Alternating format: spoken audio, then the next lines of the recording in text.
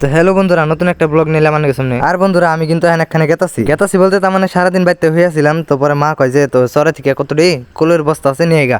তো হ্যাঁ সেই জন্য স্কুটিটা নিয়ে ভাবতেছি তাহলে পটপটিয়ে যাই। আর আইতে আইতে কিন্তু পাই গেছি মাদ্রাসা সেন্টার। এই মাদ্রাসা সেন্টারে কিন্তু আমি একবার আমার যখন বুদ্ধি হয়েছিল তখন ফার্স্ট সেন্টার দেখছিলাম এই মাদ্রাসা সেন্টার। কারণ আমার জন্মস্থান কিন্তু একবারে এনে থেকে প্রায় 1 কিলোমিটার ফাঁকেই। আর যেহেতু হেনা জায়গা নদী ভেঙে নিচ্ছে তো তার জন্য কিন্তু চর হয়েছে আর আমি হেনেই গেতাছি।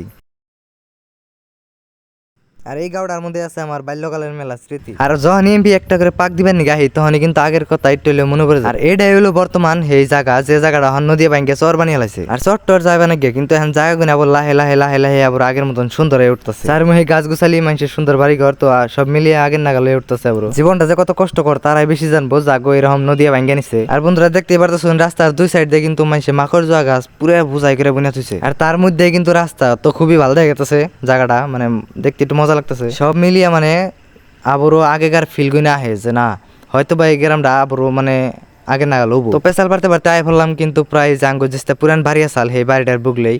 তো এই যে সামনে যে মাড়ি থাকতে শুনে রে কিন্তু আঙ্গো মাড়ি, তো এন থেকে বহুত হেঁটে জায়গা এরিয়া মানে আঙ্গোই মাড়ি, মানে আঙ্গো হেঁটিতে খালি আঙ্গো বাড়ি আসাল বাড়ির মাড়ি। আর আমি যে থেকে যাবেন নিছি তার মানে সেই মাটিটা তো মানে একটুকা ফাঁকে, তো হেনে কিন্তু কলই খেত করছে। এন থেকে আমার বাড়িতে কোনো কলই নিয়ে যাবার গেছে। তো এনে যারা বাড়ি ঘর করে রয়েছে তাদের জন্য কিন্তু কষ্ট একটাই যে গরম।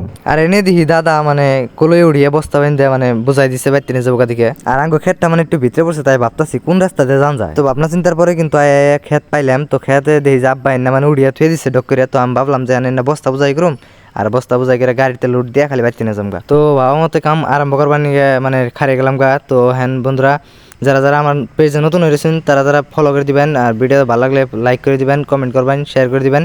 তো আজকের জন্য ব্লগ এতটাই।